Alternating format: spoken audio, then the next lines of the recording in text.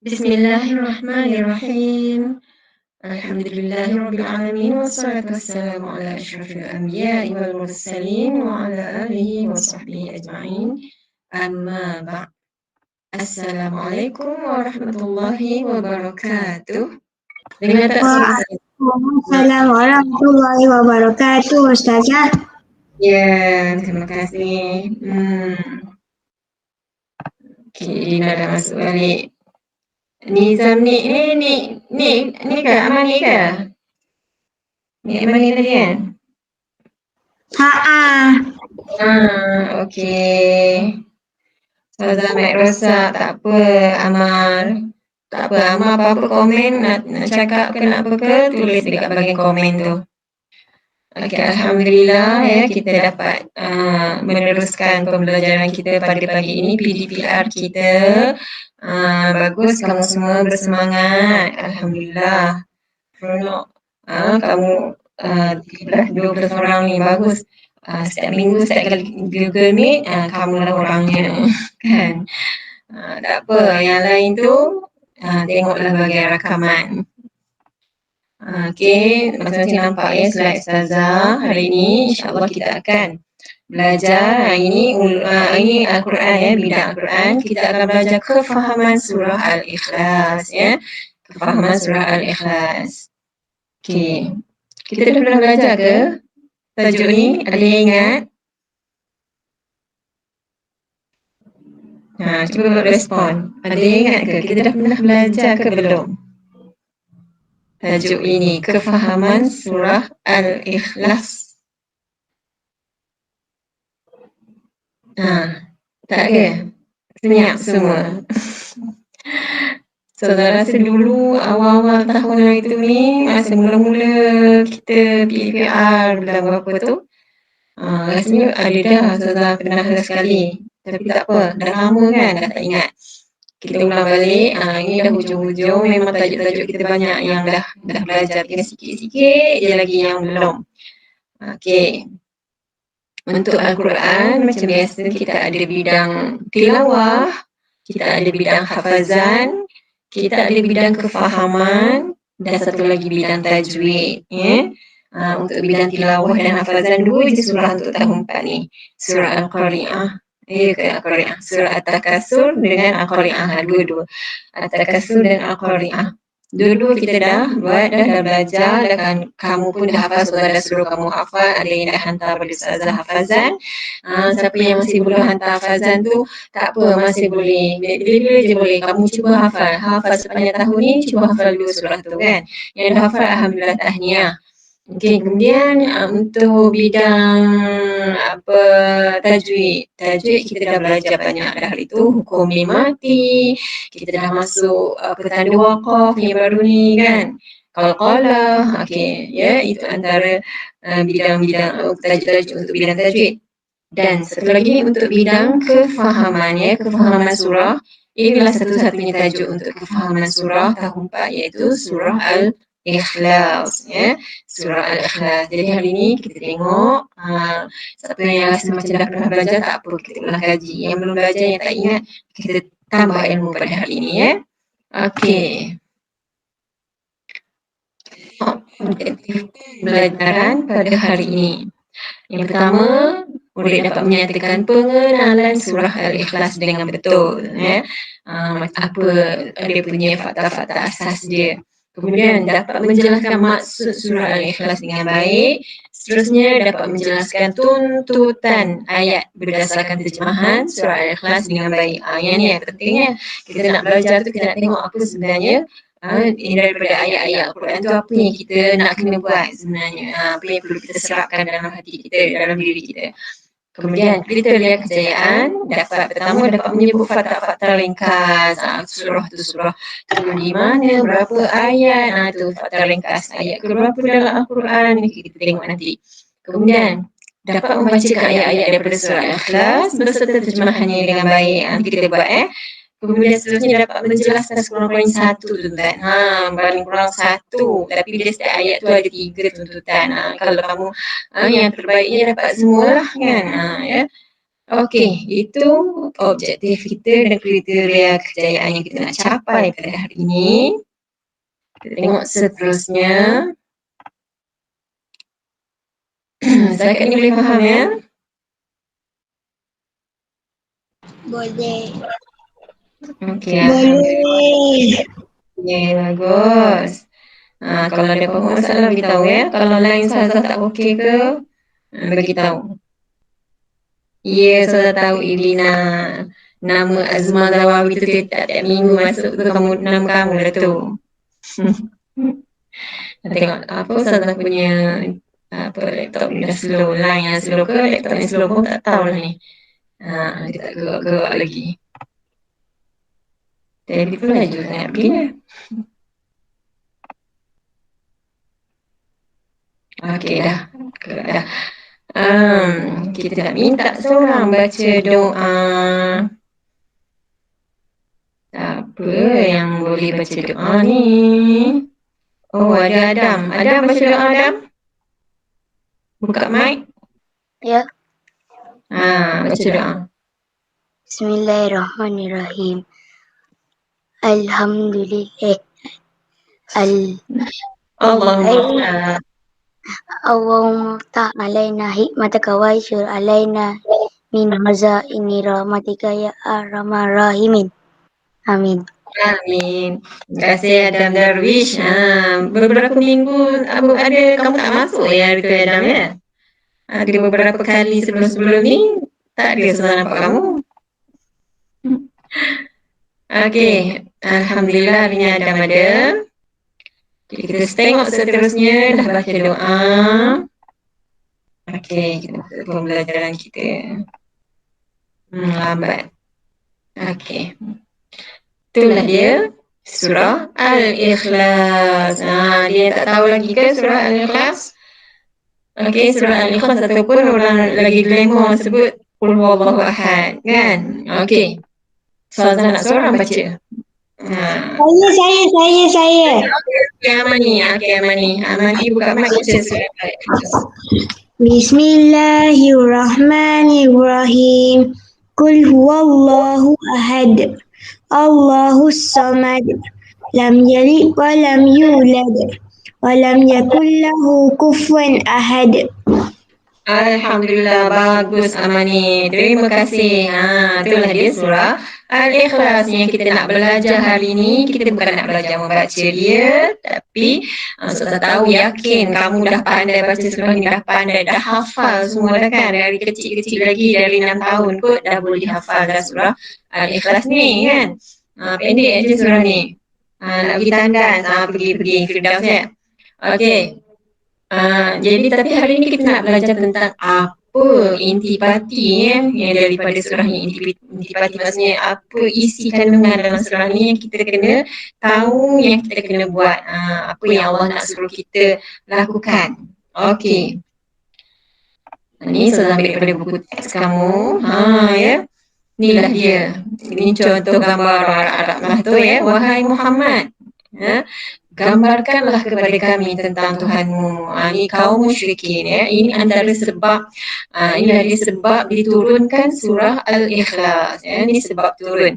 Ada kalangan kaum musyrikin yang datang pergi bertanya kepada Nabi Muhammad, wahai Nabi Muhammad, gambarkanlah, ceritakanlah, terangkanlah kepada kami tentang Tuhanmu. Masa itu Nabi Muhammad senyap dulu. Kemudian Allah turunkan surah Al-Ikhlas. Lagi maka turunlah surah Al-Ikhlas menjelaskan persoalan tersebut, persoalan kaum musyrikin. Ada yang kata yang bertanya itu orang Yahudi, tapi masih bukan orang Islam. Yang bertanya itu bukan orang Islam. Mereka nak tahu tentang Allah. Mereka nak tahu macam mana gambaran Tuhan tu, Allah tu. Sebab mereka sebelum tu menyembah berhala. Orang-orang kaum musyrikin, orang kafir waktu itu menyembah berhala. Jadi mereka menganggap batu-batu berhala besar-besar itu adalah Tuhan mereka. Jadi bila Nabi Muhammad mengajak kepada menyembah Allah Subhanahu Wa Taala, dia orang tak nampak kan? Orang tak nampak, jadi orang tak dapat nak menggambarkan, tak dapat nak membayangkan. Jadi Allah turunkan surah Al-Ikhlas ini sebagai jawapan kepada kaum musyrikin tadi, musyrikin ataupun orang kafir tadi. Okey. Boleh faham setakat ni? Okey, Boleh. bagus. Alhamdulillah, alhamdulillah. Okey, cuba kawan-kawan tengok ni kata ni kata apa? Cuba kawan-kawan fikirkan bagaimana sekiranya Tuhan itu berbilang. Siapa boleh jawab? Gambarnya kalau cuba kamu bayangkan, kalau Tuhan tu banyak, berbilang tu maksudnya banyak. Kalau Tuhan tu banyak, macam mana gambarnya akan terjadi? Siapa boleh bagi idea ke Ustazah? Bagi tahu je. Ya, Mani. Tidak teratur. Okey, bagus Amani, betul kan? Dia akan jadi tidak teratur lah kan? Bumi sekarang ni semua pusing berputar. Kalau kita tengok angkasa tu, bahagian cakrawala tu semua alam apa planet-planet apa semua beredar mengikut orbitnya Allah dah tetapkan kan? Kalau banyaklah Tuhan gambarnya, satu Tuhan ni satu Tuhan ni dia nak bergerak ke sini, satu Tuhan ni nak bergerak ni. Kalau contoh hujan turun, ada Tuhan ni nak bagi turun hujan, ada Tuhan ni tak nak bagi turun hujan, udah sangkut hujan kat tengah-tengah. Ya, macam itulah lebih kurang kan. Mana sebab tu tak boleh ada banyak-banyak. Macam kita pun pemimpin kita, ketua kita pun kan, ketua dalam satu tempat pun ada seorang je boleh jadi ketua, tak boleh sampai 2-3 orang jadi ketua kepada satu kumpulan. Ya, nanti dia akan bergaduh kan, bergaduh. Kalau dalam kelas, ketua kelas seorang je. Kalau ketua tak ada, baru penolong tu akan naik pangkat sikit, ambil alih tugas ketua. Tapi kalau ketua ramai, macam mana cikgu masuk je, 2-3 orang ketua bangkit. Dah. Jadi dia macam tak teratur kan. Berselerak macam tu. Macam itulah gambarannya. Dengan Tuhan pun dia tak bolehlah banyak-banyak. Selagi Tuhan nak macam tu, selagi Tuhan yang ni nak macam ni, mana boleh. Tuhan tu satu sahaja. Macam kita gambaran kita ketua kita kan. Satu sahaja. Sekarang ni Malaysia ni tengah duk cari pemimpin. Kamu tahu ke tidak? Perdana Menteri kita dah tak ada sekarang ni. Maksudnya Perdana Menteri dah letak jawatan. Malaysia sekarang tengah tak ada Perdana Menteri. Saat kita belajar sekarang ni. Dalam proses untuk melantik Perdana Menteri yang baru lah. Biarlah kerja-kerja orang atasan kan. Biar mereka melaksanakan pekerjaan mereka. Kita doakan sahaja yang terbaik. Yang biarlah Allah pilih. Allah yang pilih. Ya, Allah pilihkan orang yang terbaik menjadi pemimpin kita di negara kita ini, yang boleh memimpin kita ke arah kebaikan, memajukan lagi negara kita, memberi yang terbaik lah. Okey, itu ceritanya. Dah, kita terus masuk. Inilah dia. Ada ayat dan juga ada terjemahan. Jadi Ustazah nak seorang baca ayat, seorang baca terjemahan. Okey, Irina. Irina boleh buka mic. Irina baca ayat. Okey, siapa pula nak baca terjemahan? Angkat tangan. Maria Amira ni siapa? Amira Sofia. Okey, Sofia. Okey, Sofia baca dia punya terjemahan. Okey, Irina baca ayat, Sofia baca terjemahan. Okey, mula. Bismillah. 1, 2, 3. Bismillahirrahmanirrahim. Dengan nama Allah yang Maha Pemurah lagi Maha Penyayang. Qul huwa Mengasihi. Okey, terus. Allahu ahad.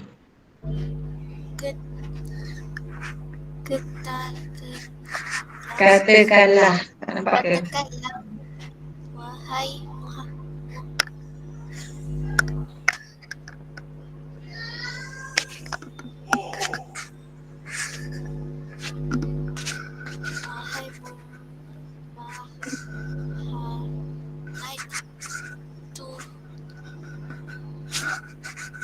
Tuhanku ialah Allah yang Maha Esa. Okey. Esa. Allahu samad. Allah yang menjadi Tumpuan sekalian Makhluk. makhluk untuk memohon sebarang hajat. Ya. Lam yalid wa yulad. Okey.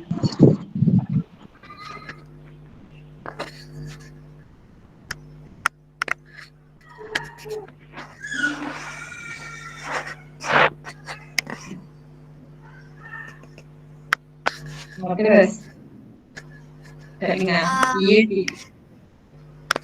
Ia ada tidak tiada beranak beranak dan ia pula pula tidak ya diperankan. diperanakkan. Okey. Lam Okey. yakun kufuwan ahad. Okey. Tiada sesiapa pun yang Setara. dengannya. Okey. Alhamdulillah. Tahniah bagusnya. Irina dan juga Safia ya. Safia. Okey bagus. Tu tadi kawan-kawan kamu dah bacakan baca surah Al-Ikhlas ayat demi ayat dan juga pengertian setiap ayat. Okey kita tengok balik. Bismillah tu dengan nama Allah ya yang Maha Pemurah lagi Maha Mengasihani. Qul huwallahu ahad. Katakanlah wahai Muhammad ya. Allah kat sini qul tu suruhan. Katakanlah. Allah kata katakanlah. Allah nak suruh siapa yang berkata tu? Allah nak suruh Nabi Muhammad. Kan Al-Quran itu diturunkan kepada Nabi Muhammad kan. Jadi maksudnya kat sini arahan itu adalah untuk Nabi Muhammad. Sebab itu tadi kita cerita tadi orang kafir tanya kepada Nabi Muhammad. Jadi kan Nabi Muhammad senyap dulu tak bagi tahu jawapan. Jadi inilah dia Allah suruh Nabi bagi tahu jawapan. Huwallahu ahad. Iaitu Tuhanku ialah Allah yang Maha Esa. Jadi inilah cerita dan gambaran tentang Allah Subhanahu Wa Taala. Ya, tadi orang musyrikin tanya Nabi Muhammad, bagaimana cuba gambarkan pada kami bagaimana Tuhan kamu itu ya, Allah itu bagaimana. Inilah Allah ajar Nabi Muhammad supaya Nabi Muhammad bagi tahu ke orang Allah itu Esa ya, Esa. Kita bahasa Melayu cakap ESA sebab kita ramai cakap Esa sebenarnya Esa ya, E itu E bukan EA. Esa sebab tu bila tulisan Jawi dia alif saja dia tak ada ya. Kalau A dia ada ya, alif ya A, tapi ni alif saja maksudnya Esa. Allah itu Tuhan yang Esa. Ahad ni Esa. Ahadun ahad. Okey, ahad ni daripada perkataan wahidun. Apa maksud wahidun? Siapa tahu? Wahidun artinya? Satu. Ya, pandai Irina. Wahidun satu. Allah itu nak bagi tahu kita Allah itu satu. Bilangannya satu. Dia bukan sekadar bilangan sahaja yang satu, tapi kesemua dalam apa-apa sekali pun adalah satu tu je lah Tuhan. Dalam segi kehebatannya, dialah yang satu tu sahaja. Dari segi apa-apa pun, itulah dia. Allah itu satu, Esa. Maksudnya kesemua perkara tertumpu kepada Allah Subhanahu Wa Taala. Ini dia Ahad. Okey, kemudian ayat kedua. Allah beritahu lagi, Allahus Samad. Maksudnya, Allah yang menjadi tumpuan. As-Samad ni maksudnya tumpuan sekalian makhluk. Untuk memohon sebarang hajat. Inilah maksud As-Samad. Menjadi tumpuan apa-apa pun orang akan minta kepada Allah Subhanahu Wa Taala. Nak minta apa-apa pertolongan, minta apa sahaja. Inilah dia tumpuannya, minta hanya kepada Allah. Tak ada perantaraan yang lain. Tak perlu kepada yang lain. terus sahaja kepada Allah Subhanahu wa taala. Okey, ayat ketiga Allah bagi tahu lagi lam yalid wa lam yulad.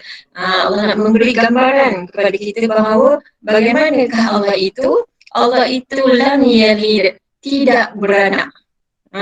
Ya, maksudnya dia tak ada anak-anak. Tak ada anak Tuhan ke apa benda dia tak ada. Walam yulad, dan dia juga tidak diberanakkan. Ya, tak ada pula mak ayah dia. Tak ada anak-anak, tak ada mak ayah. Bukan macam kita manusia. Kita manusia, kita ada ibu bapa kita yang melahirkan kita. Nanti kita pula berkahwin, kita pula ada anak-anak yang meneruskan zuriat kita, kan? Itu manusia. Allah tidak macam tu. Jadi, ada setengah agama yang menganggap ada anak Tuhan. Contohnya agama Kristian. Agama Kristian dia menganggap Nabi Isa itu anak Tuhan. Allah itu Tuhan, bapa Tuhan. Kemudian Maryam itu mak Tuhan, maksudnya mak Tuhan. Nabi Isa itu anak Tuhan. Jadi Tuhan memang ada tiga. Mak, bapa, anak. Macam tu. Kita orang Islam, kita tak boleh nak beranggapan macam tu sebab dalam surah Al-Ikhlas Allah dah bagi tahu dekat kita. Allah tak ada anak, tak ada mak bapak. Kena ingat ya. Jadi kalau ada yang mengaku anak Tuhan ke apa benda, kalau kamu tengok cerita ke filem ke apa benda yang orang kafir buat yang untuk mengelirukan orang Islam, kita kena yakin yang ini ya. Jangan kita terkeliru.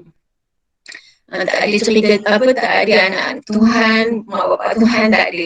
Sekarang memang banyak orang kafir ni buat filem, kita pun suka tengok cerita Korea lah, itulah ini, kadang merepek-repek macam-macam kan. Jadi kalau kita dah teguh keimanan kita yakin berpeganglah dengan surah Al-Ikhlas ni, insya-Allah datang pilih macam mana cerita pun kita just tengok sebagai hiburan sahaja. Jangan nak ambil peduli sangat, jangan nak terima bulat-bulat. Ingat tu. Kemudian ayat yang terakhir Allah bagi walam yakul lahu kufuwan ahad. Maksudnya apa? Dan tidak ada sesiapa pun yang setara dengannya. Yang kufuan, yang sama, yang sama setara. Tak ada walam lam, tak ada seorang satu benda pun, tak ada satu makhluk pun yang sama dengan Allah Subhanahu wa taala. Jadi kita tak boleh nak samakan Allah dengan apa-apa sekalipun. Sama ada benda ke, makhluk ke, ataupun apa sajalah. Kita tengok benda tu sangat hebat, kita samakan dengan Allah. Tak boleh. Aisyah baru masuk. Alhamdulillah. Kemudian kita tengok cerita selalunya orang kafir ni dia banyak nak kelirukan anak-anak pemikiran anak-anak Islam ya. Jadi kamu ni jangan nak terkeliru ya. Contohnya kamu tengok cerita superhero apa-apa, kamu rasa hebat sangat, macam itu kekuasaan Tuhan kononnya. Bahaya. Tak ada satu pun yang boleh menyamai dengan Allah Subhanahu wa ta'ala. Kena ingat yang tu. Kamu nak tengok sebagai hiburan, tengok tak apa, tapi jangan kita tanam dalam hati, kita rosakkan iman kita, bahaya. Keyakinan kita, iman kita hanya kepada Allah. Allah adalah Tuhan sekalian alam, Allah yang paling hebat, tak ada apa yang dapat menandinginya.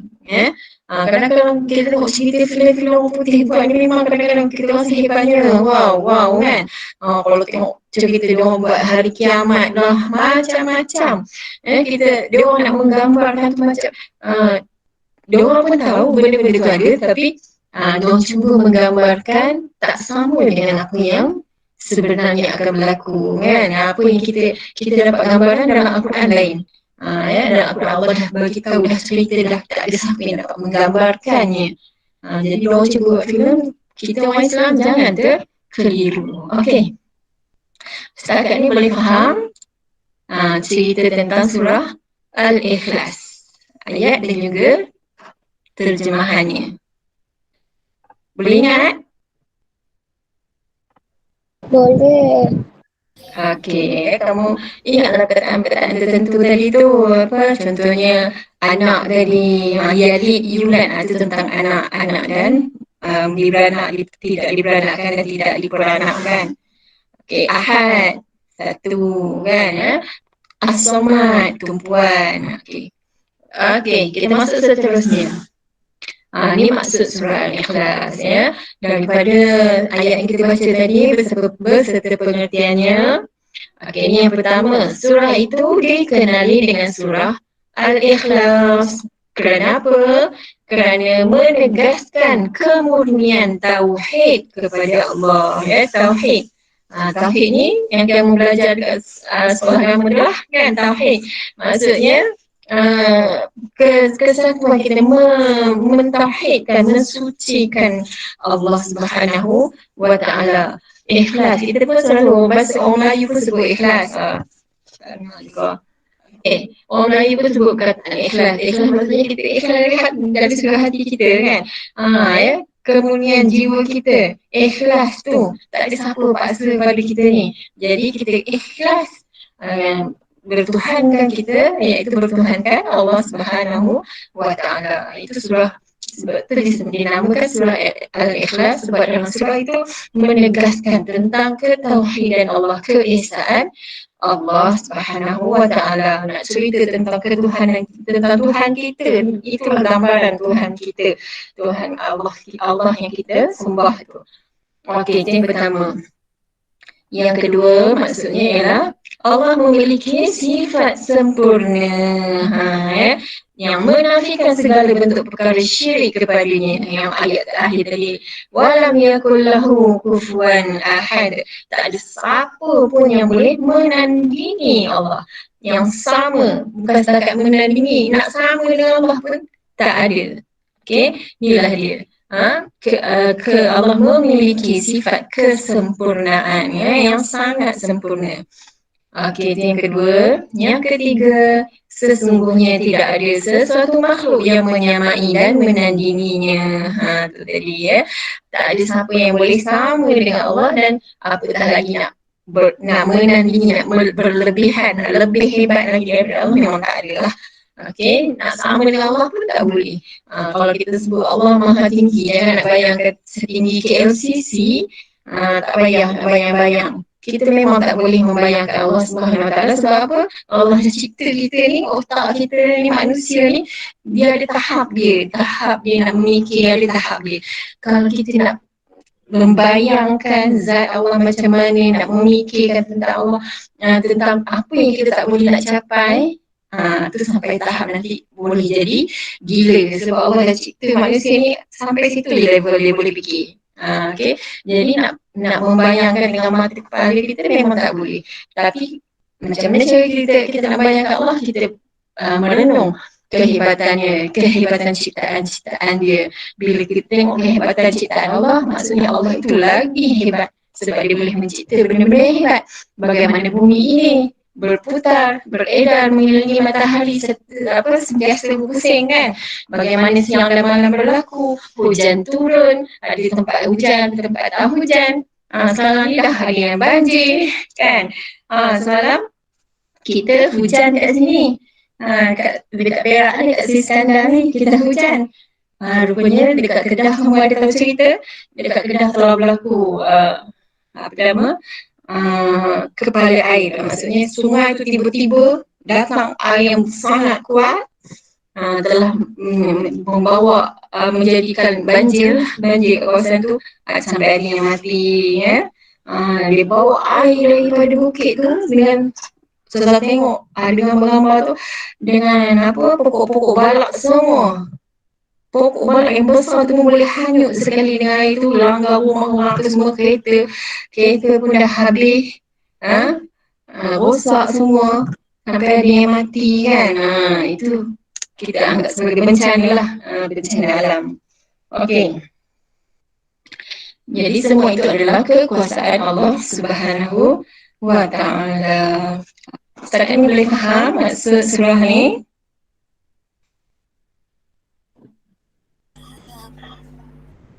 Okey, bagus. Alhamdulillah.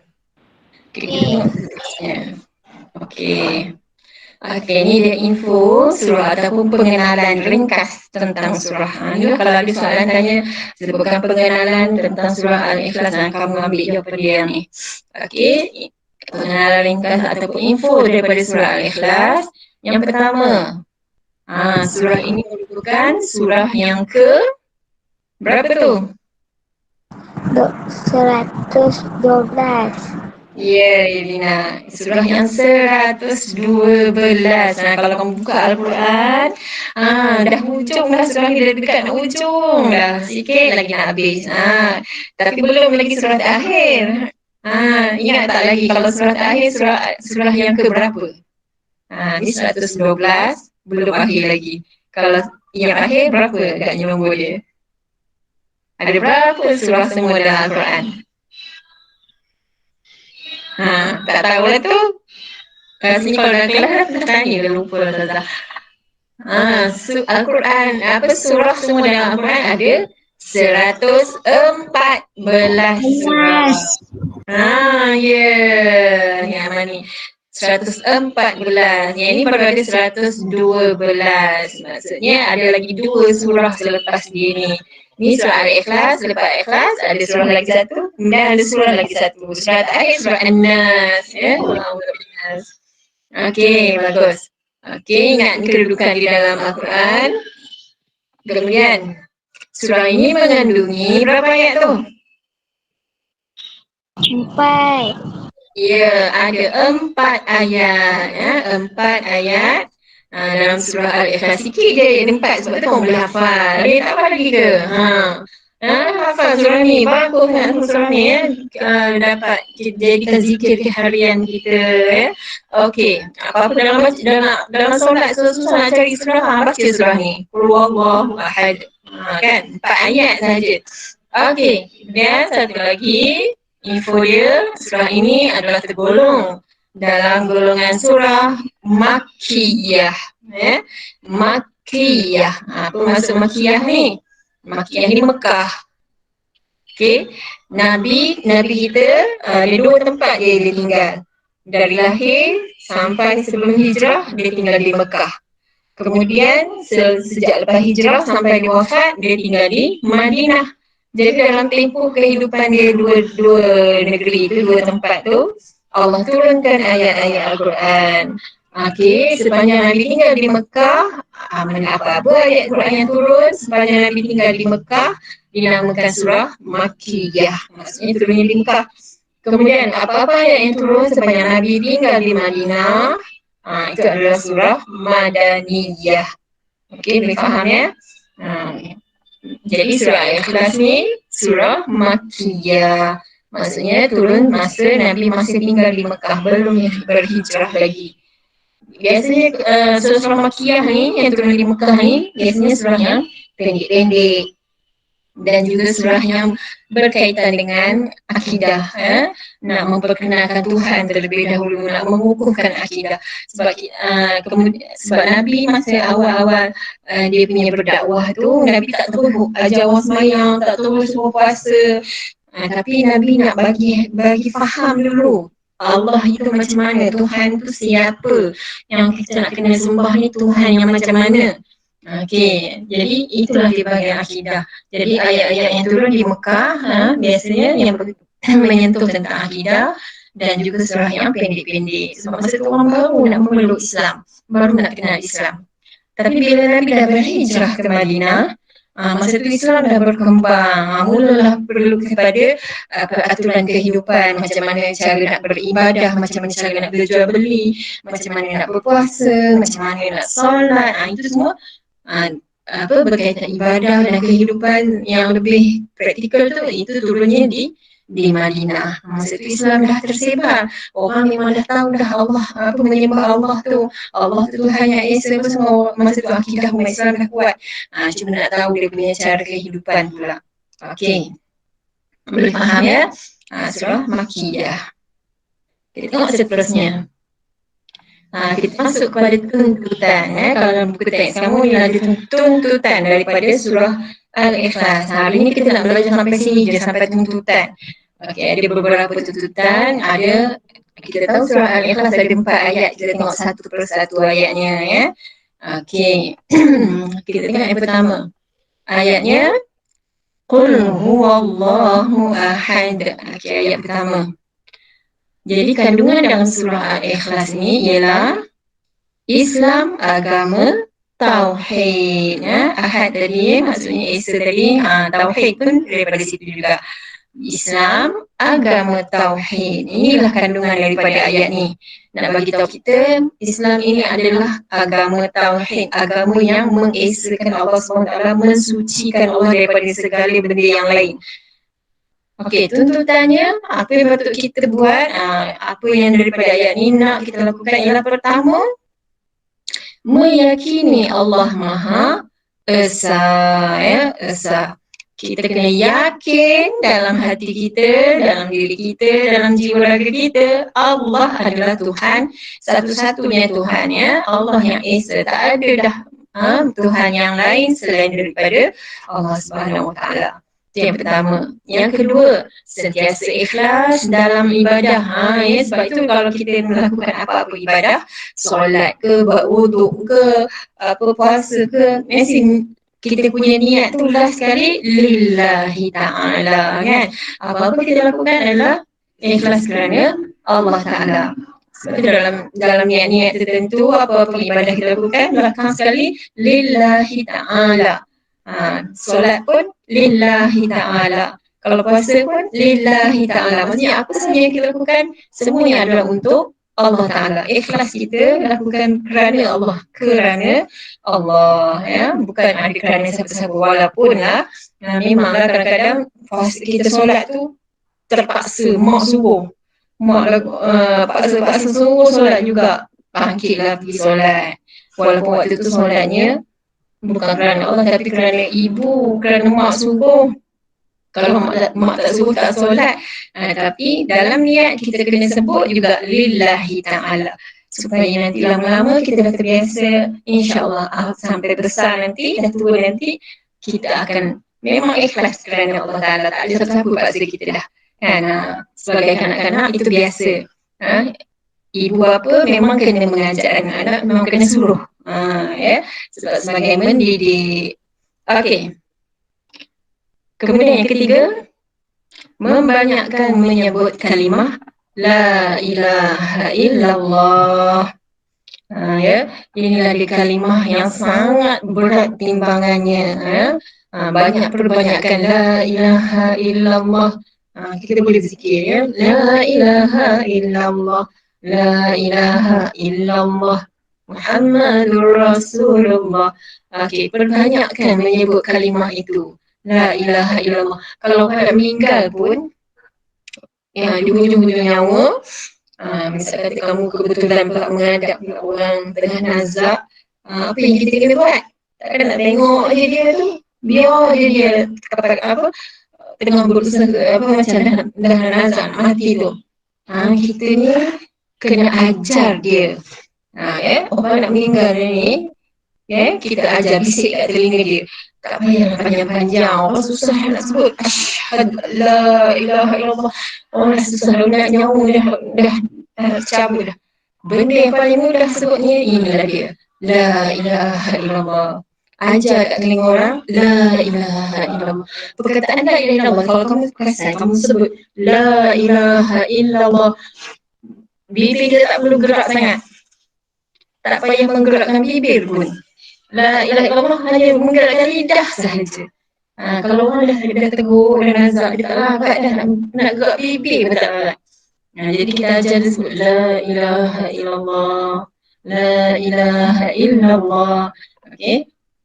Inilah antara perkataan yang ringan, yang mudah, tapi timbangannya di sisi Allah sangat berat.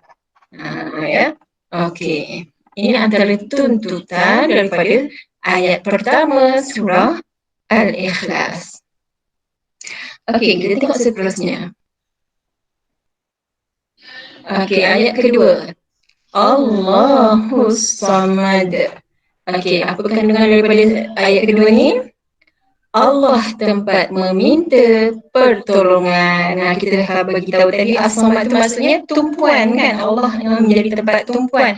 Jadi Allah lah saja tempat nak minta pertolongan, nak minta apa-apa pun.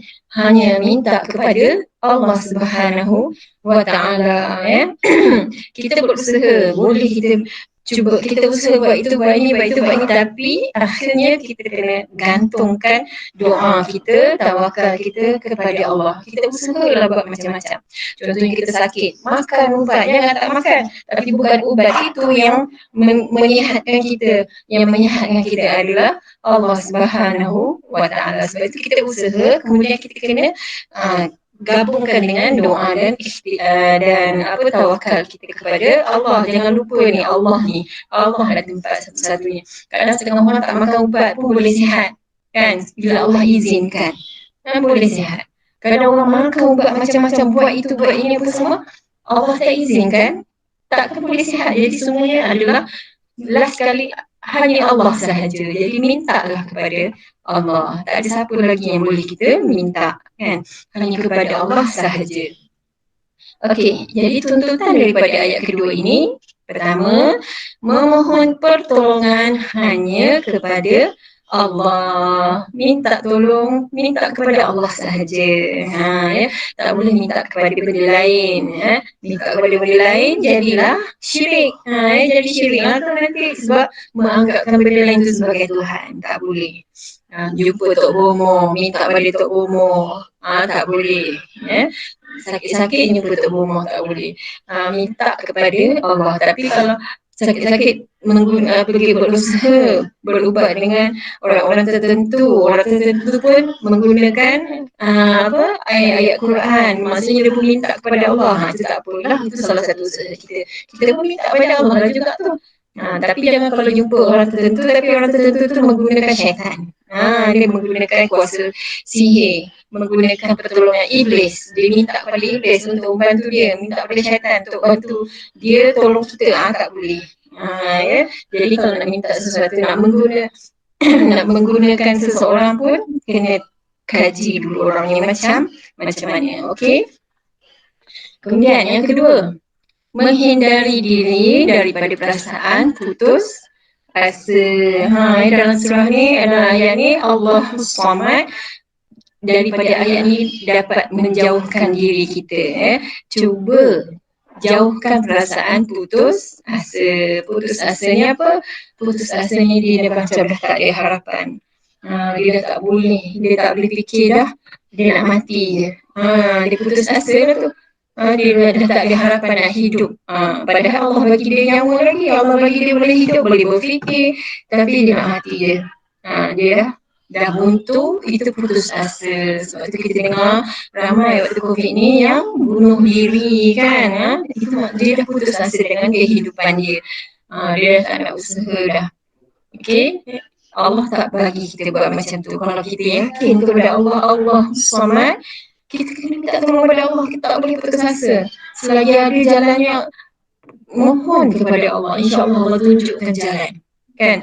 Allah bagi jalannya. Allah, selagi Allah tak matikan kita, maksudnya adalah tu. Adalah tu hikmahnya, kita kena berusaha minta kepada Allah. Rapat. Hampirkan diri kita, rapatkan diri kita dengan Allah. Sentiasa bermunajat kepada Allah. Jangan putus asa. Macam tu juga waktu kita belajar, kita rasa Allah dah tak berhenti nak buat ni, banyak sangat kerja, tak lamat ni, dah putus asa, langsung tak buat satu apa pun. Cikgu ni bagi kerja banyak, cikgu ni bagi kerja banyak, cikgu ni bagi, langsung tak buat. Tak boleh lah. Orang yang putus asa, itu dia jauh daripada rahmat Allah. Patutnya walau banyak macam mana pun, dia macam mana boleh jadi banyak sebab kita tangguh-tangguh kan. Ustazah bagi kerja hari ni, sikit je kerja Ustazah bagi, tapi tak buat. Minggu depan Ustazah bagi lagi, tak buat lagi. Jadi bertangguh-tangguh, jadi dia akan bertambah-tambah lah kerjanya kan. Lagi cikgu lain pula bagi kerja lagi. Tak apa, kita belajar macam kalau waktu kamu ni, kamu belajar dari pagi sampai tengah hari je kan. Petang boleh buat kerja. Kalau macam Ustazah bagi kerja tempoh seminggu. dalam tempoh seminggu tu bolehlah buat kan. Hari cuti pula satu Ahad bolehlah buat kan. Kalau rasa banyak kerja sekolah. Tapi selalunya banyak tu tak banyak kot kan. Kalau Ustazah memang tak banyak lah. Ustazah suka bagi online-online je senang. Tapi buat kat buku tulis tu buat juga ya. Kalau kerja susu buat kat buku tulis tu buatlah juga. Okey, itu yang kedua. Yang ketiga, bersangka baik dengan setiap ketentuan Allah. Kita kena disangka baik, husnuzon. Apa yang Allah bagi tu, walaupun pahit kita nak telan, walaupun kita rasa sedih, walaupun kita rasa susah, kita kena bersangka baik dengan Allah. Kita kena fikir adalah kelebihannya, adalah nikmat hikmahnya tu Allah bagi kita macam tu, adalah hikmahnya. Jadi kita kena bersabar ya. Okey, dia nak masuk. Okey, seterusnya. Boleh faham ni setakat ni sampai Allah Samad tadi. Boleh faham tak?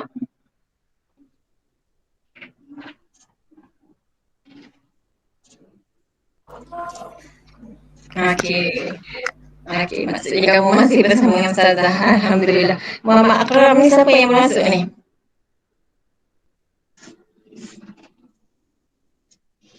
Siapa nama sebenar?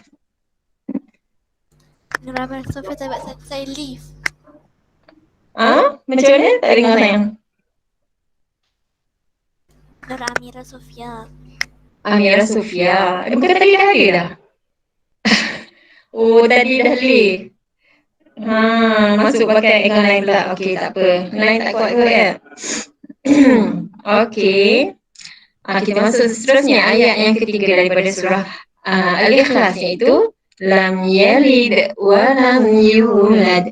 Okey, apa kandungan daripada ayat ni? Nak bagi tahu kita Allah tidak mempunyai anak dan pasangan. Tak ada maknya, tak ada bapaknya, tak ada anak beranak. Dia Allah Esa, tunggal. Dia bukan macam manusia. Manusia kita ni kalau nak hidup kita perlukan kepada yang lain sebab kita ni manusia makhluk yang lemah kan. Kita tak boleh hidup bersendirian seorang-seorang. Ya. Walaupun tak berkahwin ke apa benda ke, tapi kita tetap perlukan orang-orang lain kan. Di samping kita, perempuan pun jiran tetangga ke apa ke. Tapi Allah bukan macam manusia kehidupannya. Allah tunggal, tak perlu kepada orang lain, anak-anak ke apa ke tak perlu, pasangan ke apa ke tak perlu. Itulah dia daripada inti surah ni, ayat ni. Yang pertama tentangnya, pertama kita kena merenung ciptaan Allah dan mengagumi kekuasaannya.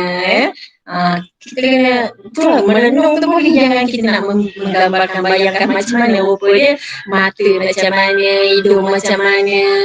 Okey?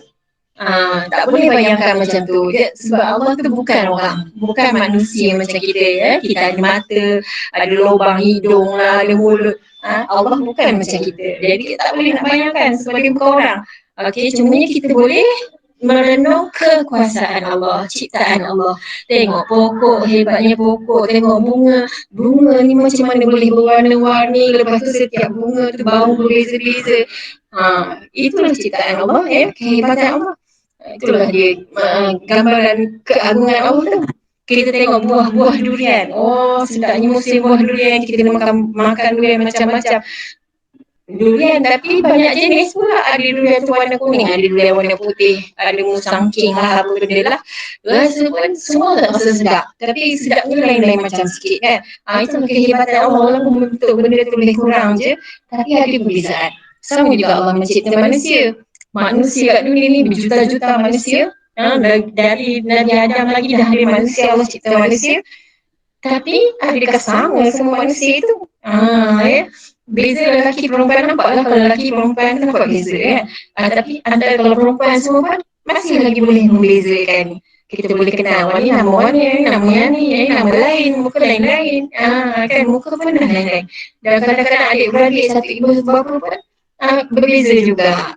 Itulah kehebatan ciptaan Allah Subhanahu wa Ta'ala. Okey, itu yang pertama. Yang kedua, yakin Allah Maha berkuasa dan tidak perlu kepada pasangan dan keturunan, ya. Itulah kekuasaan Allah. Bukannya macam manusia, manusia perlu ada pasangan untuk hidup, perlu, lepas tu nanti ada pula yang menyambung keturunan, kalau tak habis macam tu saja. Kan? Kalau tak ada keturunan, kalau manusia ni tak beranak, tak ada mempunyai anak, tak ada Nabi Adam dengan Hawa tu je lah, tak ada anak-anak. Jadi kita pun tak ada. Kan? Okay? Jadi manusia ni perlu ada keturunan untuk sinambungan. Nanti macam Ustazah dah lapih mak-mak kamu, kan? Kamu tu dah lapih anak-anak. Nanti kamu besar, kamu pula berkahwin, kamu dapat anak-anak pula. Nanti anak-anak dapat cucu pula. Itu dia menyambung-nyambung. Okay, keturunan tu, itulah kejadian yang Allah ciptakan untuk kita makhluk bernama manusia ni. Tapi Allah tidak perlu kepada itu semua. Kita ni sebab kita ni akan mati. Sampai satu masa kita mati, anak-anak pula meneruskan kehidupan. Kemudian anak-anak tu mati, cucu-cucu pula, generasi cucu. Kemudian keturunan seterusnya lah yang akan meneruskan kehidupan. Tapi Masya Allah, Allah tak ada mati-mati. Allah tu sentiasa hidup. Allah hidup dan memang tak akan mati. Sebab tu tak perlu kepada keturunan, tak perlu kepada pasangan dan sebagainya. Allah itu maha berkuasa, maha hebat. Berdiri dengan sendiri. Tak perlu bantuan orang lain, bantuan yang lain. Okey. Yang ketiga, mempelajari ilmu akidah bagi memantapkan iman. Okey, jadi kita daripada ayat ini Allah tuntutan yang kita perlu buat ialah mempelajari ilmu akidah. Ilmu yang berkaitan akidah. Sekarang kita tengah belajar tentang akidah kan? Walaupun tajuk kita tajuk Al-Quran kefahaman, tapi untuk menerapkan akidah kita, menguatkan lagi akidah. Akidah tu maksudnya kepercayaan kita kepada Allah dan semua rukun-rukun iman tu, itu akidah. Akidah tu akar kepada agama seseorang. Okey, kita mengaku kita agama Islam, akarnya apa? Akar dia ialah akidah tu. Bagaimana kepercayaan kita kepada Allah, Tuhan tu, kita anggap Tuhan, Allah itu Tuhan kita. Kita kena yakin lah. Kita kena kenal Allah tu macam mana sifat-sifat dia, apa nama-nama Allah tu kita kena tahu. Jadi sepanjang apa yang kita nak lakukan di depan kita kena relate dan kita kena hubungkan dengan Allah SWT. Dari situ akan membimbing kita menjadi seorang yang baik, yang hebat. Kalau orang yang jahat tu, yang pergi mencuri, pergi merompak, agak-agak akidah dia macam mana? Adakah dia yakin dengan Allah? Dia boleh cakap dekat mulut, dia yakin Allah tu Tuhan. Tapi kenapa pergi merompak? Maksudnya dia tak yakin Allah tu menampak dia. Dia tak yakin dengan sifat Allah basar yang boleh maha melihat. Kan? Kenapa dia boleh menipu? Bila kita menipu, maksudnya kita yakin tak Allah tu? Mulut kita cakap yakin, tapi perbuatan kita menggambarkan seolah-olah kita ni, kita boleh menipu sesuka hati macam Allah tu tak dengar, macam Allah tu tak tahu. Jadi apa-apa pun kita nak buat, bila kita yakin dengan Allah, kita ingat sifat-sifat Allah dan sebagainya, dapat membimbing kita kepada menjadi yang lebih baik, menjadi orang yang baik, menjadi hamba yang soleh. Okey, itu pentingnya akidah. Kalau ibadah amalan-amalan kita, melakukan solat, sebagai kita patuh perintah Allah, berpuasa, membaca Al-Quran, berzikir dan sebagainya, itu ibadah. Okey, seterusnya, ayat yang terakhir surah Al-Ikhlas ini, walam yakul lahu kufuwan ahad. Okey, kandungan surahnya ialah Allah tidak serupa sama sekali dengan makhluk. Sampai dua tidaknya ni. Allah tidak serupa, Allah tak sama dengan apa-apa makhluk di dunia pun. Okey, jadi tuntutannya pertama, meyakini Allah memiliki sifat-sifat kesempurnaan daripada segala kekurangan. Macam kita dah cakap tadi, Allah yang maha berkuasa, yang maha hebat dari segala-galanya. Yang kedua, bersyukur atas nikmat kurniaan Allah. Bersyukur. Kita kena sentiasa bersyukur. Nikmat Allah bagi, kita bersyukur. Allah bagi tahu dalam Al-Quran, kita bersyukur, Allah tambah lagi nikmat. La in syakartum la azidannakum. Kalau kamu bersyukur, kami tambah lagi kamu nikmat. Jadi kita kena bersyukur sentiasa. Yang ketiga, menginsafi kelemahan diri. Kita kena ingat kita ni manusia yang lemah, tak ada apa kelebihan pun. Yang hebat hanyalah Allah Subhanahu wa Ta'ala. Jadi kalau terasa macam hebatnya, aku rasa mula nak rasa bangga diri, mula nak rasa buka ke apa ke, ingat Allah. Allah tu lagi hebat. Kita ni hanya manusia hina sahaja. Okey, boleh faham setakat ni? Boleh. Boleh. Okey, bagus semuanya. Alhamdulillah. Boleh. Okey, tu jom jawab soalan Ustazah. Okey, ready? Kita buat macam hari tu. Buat apa? Kamu type. Quiz. Kamu type ni. Apa nama class point. Classpoint.add. Nanti masukkan nombor kod.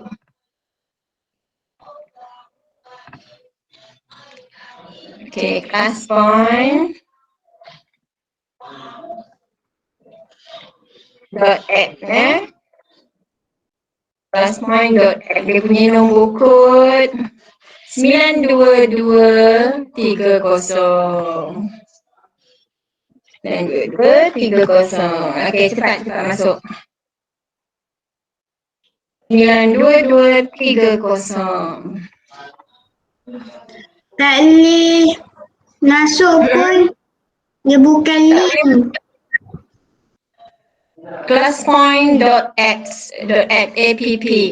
Kamu type tu dulu. Kamu type dekat Omnibox, dekat apa? Dekat Google. Kamu type dekat Google classpoint.app. Dia bukan link lah, tapi kena type dekat tu. Tak boleh klik je dekat tu. Dia kena type dekat Google tu classpoint.app. Nanti dia akan minta kod. Kamu tulis kod dia 92230. Bubuh nama kamu. Dah ada seorang masuk? Ya ke?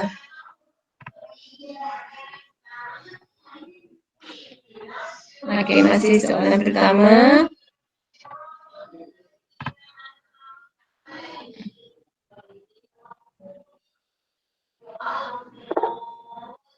Ada yang boleh masuk? Ada yang dah masuk? Dah. Saya. Okey. Syazat tak boleh masuk lah. Dah boleh masuk juga. Siapa yang boleh masuk tadi? Saya. Tu dah boleh dah? Adam Ada yang boleh masuk? Kamu type betul-betul classpoint.app. Kemudian bubuh kod tu. Ustazah, Ya. line saya lambat. Tak jawab. Betul lah, lain lah problem. Salah punya ni pun doktor pusing ni. Salah punya line pun problem juga ni. Okey, ada seorang ni je lah yang masuknya ni.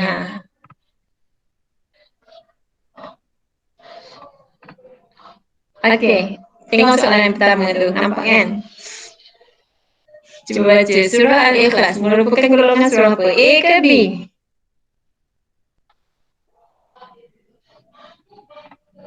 Jawab. A ke B? A. A, Makiyah. Betul? B, Madaniyah. Bukan? A. Okey, pakai jawab A lah ke? Betul ni? Semua orang tulis, semua orang jawab A. Okey, bagus. Nampak tu salah punya ni pun problem. Line kita tak okey lah ni. Okey, tak apa, seterusnya. Nampak tu. Okey, A. Jawapannya A. Betul, A. So, tak sempat nak buat tanda right. Okey, soalan kedua. Surah Al-Ikhlas adalah surah yang ke dalam Al-Quran. A atau B? A 113, B 112.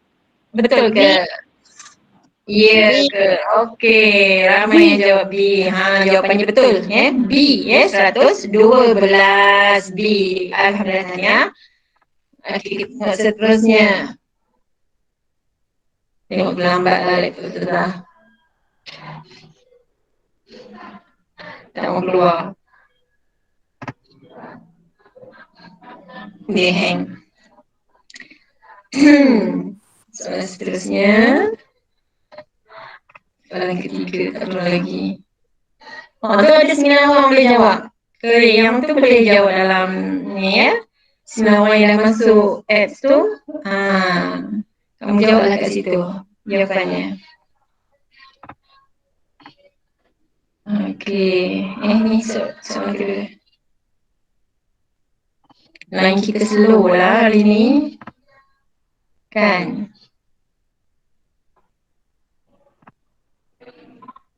Okey, ni amal ni B. Betul. Yang jawab B betul. Tahniah. B. Betul. Arif B, Fia B, Syazwana. Ni siapa? Firdaus ya? B. B. Ya, betul. Tu nampak tu, selalu punya terpusing-pusing. Kamu tak nampak ya? Dia tak mau beli. Jenuh. Sangkut kita kat soalan. Tu dah soalan keempat dah tu. Cuba baca, cuba jawab. Ikhlas. Kerana kan kemurnian kepada Allah. Kemurnian apa? A ke B?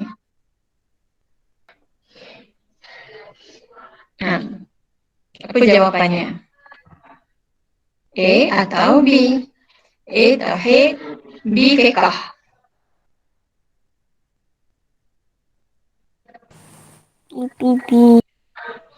B fiqh.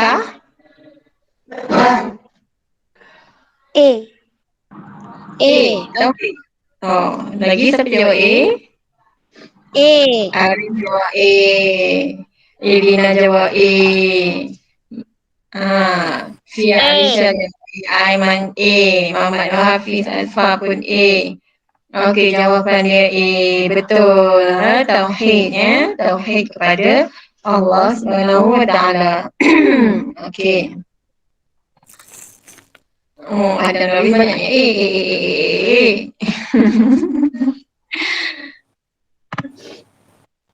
Aduh. Okey, seterusnya.